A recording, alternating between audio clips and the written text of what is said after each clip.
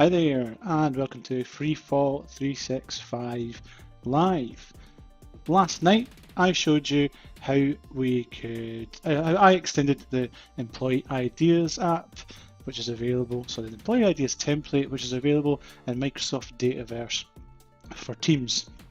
What I did, I extended it using Power Automate, so that when an employee idea is created, it punts that idea up as a user story into Azure DevOps. What a great word punt is. That's the second time I've used that tonight. It seems to be one of these things. So let me give a bit of context of what we're going to do this evening. We're going to get a wee bit more complex. That was quite basic yesterday. This evening, we're going to create some responses and get some more information from that employee ID and attach them to the Azure DevOps work item. So let's have a look at how the employee ID questions and responses work. If I just, this is me in Microsoft Teams, and I go to the employee ideas. For some reason I can't see ideas tonight. It's been a long day. So let's open the employee ideas app sometime today.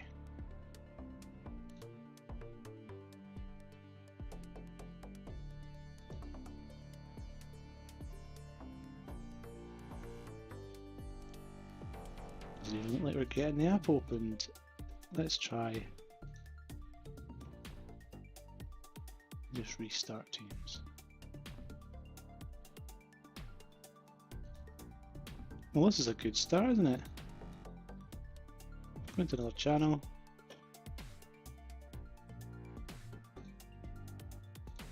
Employee ideas. Hi, there we go. We're nearly over before we started. So let this load up.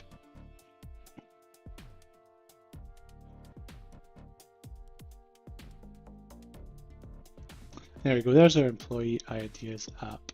If we go into a campaign, we'll look at the one that we created yesterday. This is it here. We just created a test item, and if we go into that, and what we did yesterday, we looked, we sent that using Power Automate up to Azure DevOps. Let's go into the board. We created a user story, which just contained the description and the title. There's a whole load of other information available within this idea, this row in the data set. So we've got an image, we've got attachments. What we're concerned about today is this bit here. Now these are configurable questions and responses. So we're going to take the question and the response, build them together to make a one stringy text, and we're going to add them as comments in the discussion area at the bottom of our user story. To do that, again, we're going to use Power Automate. And if we go onto Power Automate, and again, I'll make sure that I've got my my other flow that does this switched off. This is the one that we were working with yesterday, because last night I messed up and kept the both of them switched on. This is the one we made yesterday, and we've seen that it succeeded. And if we'll edit that. So yeah, all we did yesterday was create a work item and then update the record. So what I'm going to do, just to keep things tidy, I'm just going to put that in a scope, because that bit's done. We don't need to worry about that anymore. At least I don't think so.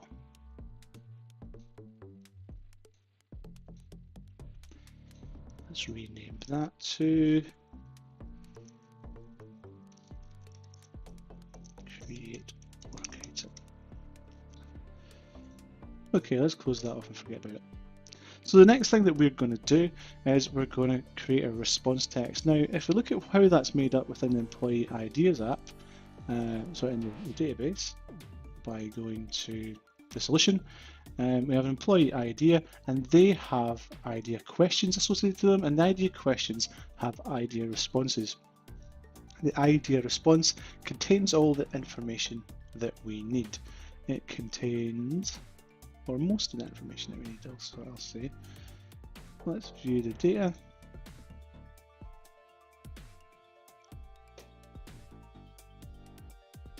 It contains instructions. and we can see that all the instructions contains a question. That contains a rating text, a response rating, a response text. It's the response rating and response text that we are concerned about. Now, I'm not going to put conditions in to accommodate for the response text and the response rating. You'd probably put a condition to check what type of response it is first normally. Because the purpose of this video is to demonstrate how to add comments into DevOps, we're just going to focus on getting the rating up there and the instructions. So let's do that. So we need to get a list of records, and we use the Common Data Service Current Environment connector to list records, and it's responses that we want. Oops. Spell responses.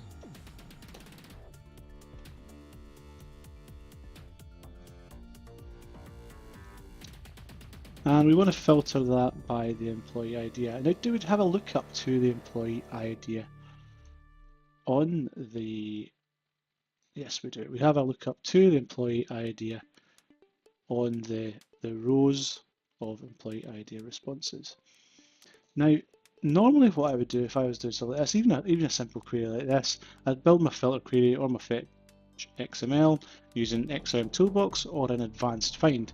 But because the Dataverse for Teams doesn't have that API available, we can't use fetch XML. We also can't use advanced find because we don't have any sort of model-driven app. So we're just going to have to just build a filter query on our own. God forbid.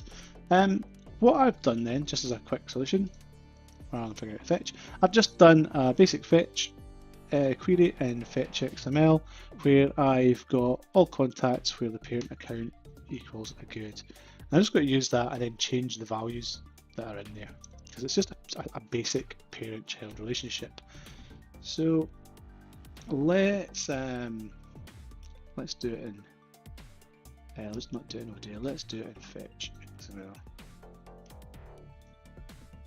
No, we will do it in OData. Click Power Automate, you copy and click this, we'll copy the filter query, paste that in there, and we've got this underscore account underscore value field.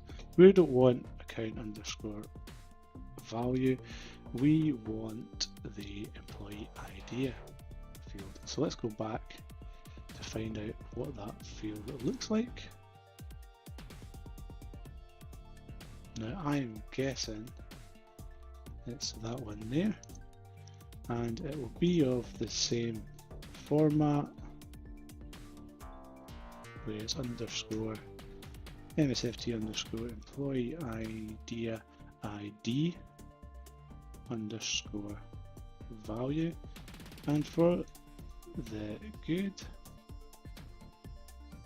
I'll take all those zeros out and we will put in a dynamic value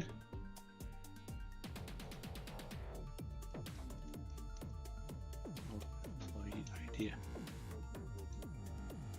So that looks about right here.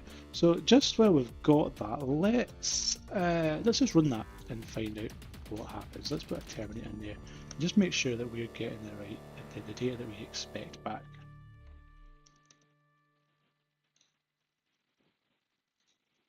And we'll say it's succeeded. And we'll just run it based on our tests that we created yesterday. So we'll see a load of workouts get created in Azure DevOps, but hopefully without it, they won't be without any comments associated to them.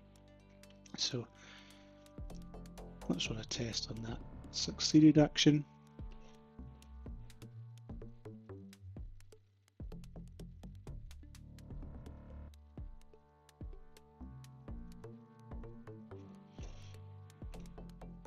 Successful.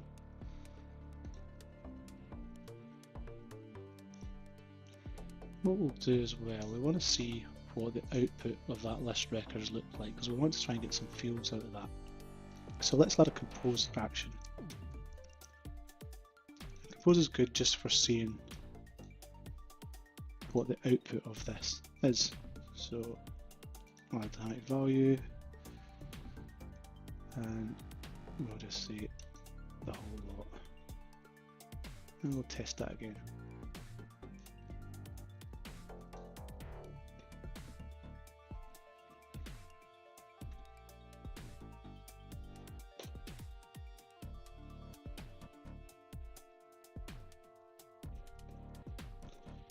Check out our compose, and that's what we're looking for there. Let's see what we get out of that action. Post that into VS Code, and yeah, so we can see now we get 2 records returned, which is what we expect because that employee idea has 2 questions associated to it. So what values are we looking to get out of here? And we want to put these values into a string of text. So for each of these, we're going to build a string. Let's declare a string variable right at the start of our flow, because I like to declare variables right at the very beginning.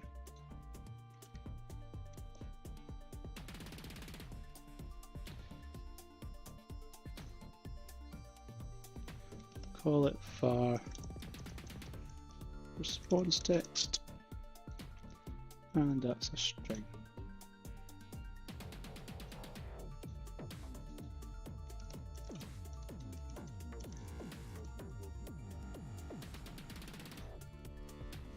Okay, so I'll get rid of our compose now because we've copied that into VS Code, and we will do a do while loop, I think it's called. No, it's apply to each loop. So we're going to loop through the results of this list records call.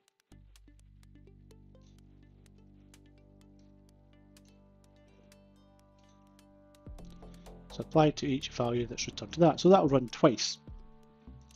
And what we're going to do, we're going to build a string for each of those values. So we will set the variable,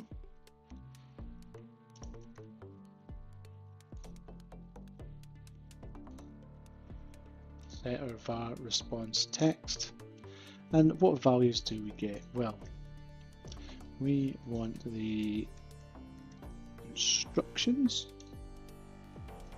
and we'll do colon. And then we also want the rating value, the response rating 1 to 5.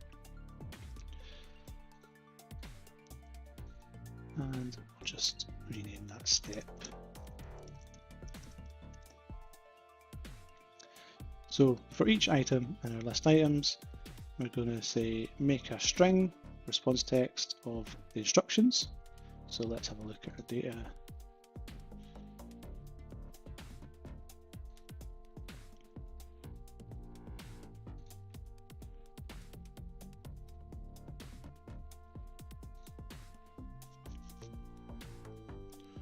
That'll give us that bit, colon, and then the response rating value. So that should build our strings, and we want to post them as comments to Azure DevOps. Now, for creating our user story, we already had an action in here in the DevOps connector, which was create a work item, but we don't have anything for create a comment, and a comment isn't a work item. What we have to do is send an HTTP request to Azure DevOps. So we'll do that one.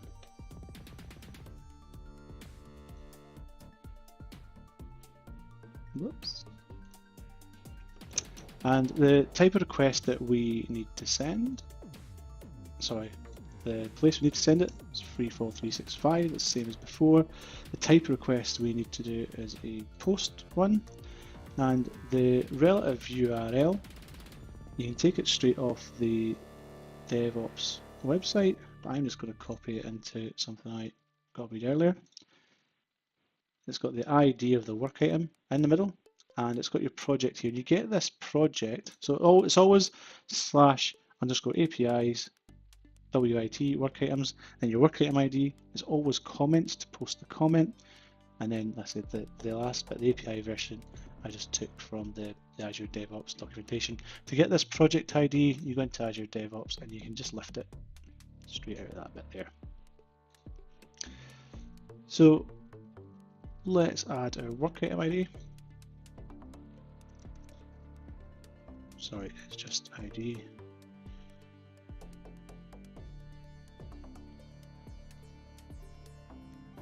We don't need any headers, and the body of the request is curly brackets, text, colon,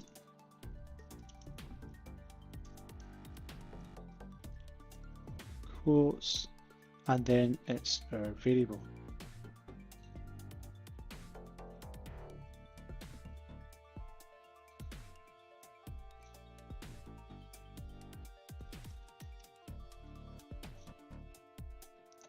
And this is a wee bit tricky, I found, with the new header. There we go, we've got it in the right place. So let's rename that.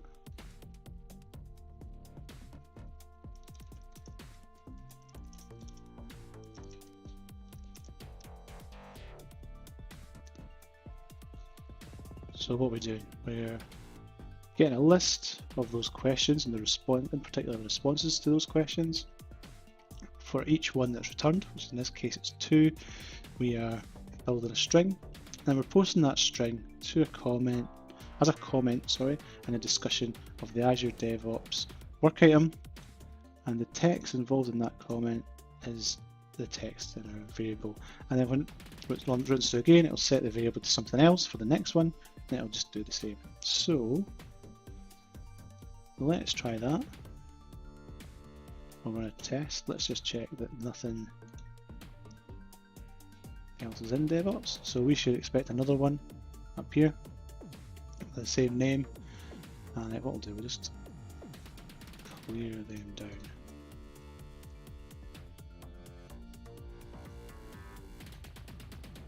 So we don't get mistaken by something else. And we'll run our test again.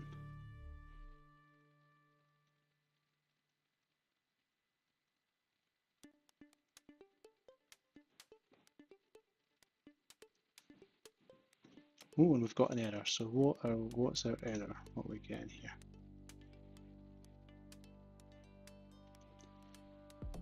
You must provide a value for the text parameter. Okay.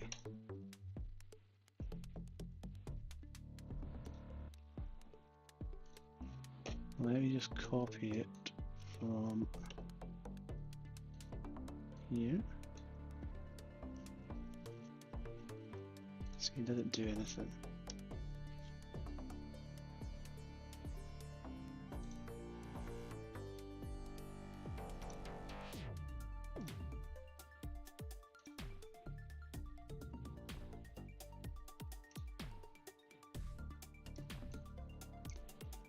This is the beauty of live, things can go wrong. So we're posting to there, got text, test,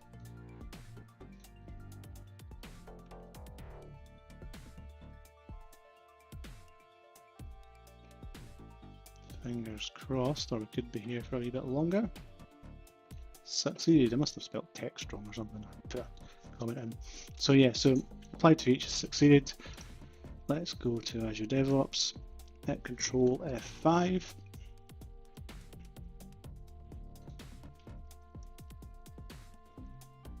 There is our new item. See, there's 2 comments on there. And there's our 2 comments that we've taken from Dataverse for Teams, our employee ideas app. So that's that for this show. Just be careful there. I've obviously made a mistake when I've copied that in. I haven't copied the right text in there. Either I'm missing a a special character, or I've not spelled text properly, it could be something like that, but they didn't recognize the text property as being there. So that's it for tonight. Tomorrow night we're going to do something a wee bit more trickier. We're going to create, we're going to do two things actually. We're going to, if we look at our employee ideas app, we're going to add some files. So we need to, again, it's another HTTP REST request to post the files. Then we need to associate the files to the work item, and then we're also going to upload the image to the work item as well. So until tomorrow night, that's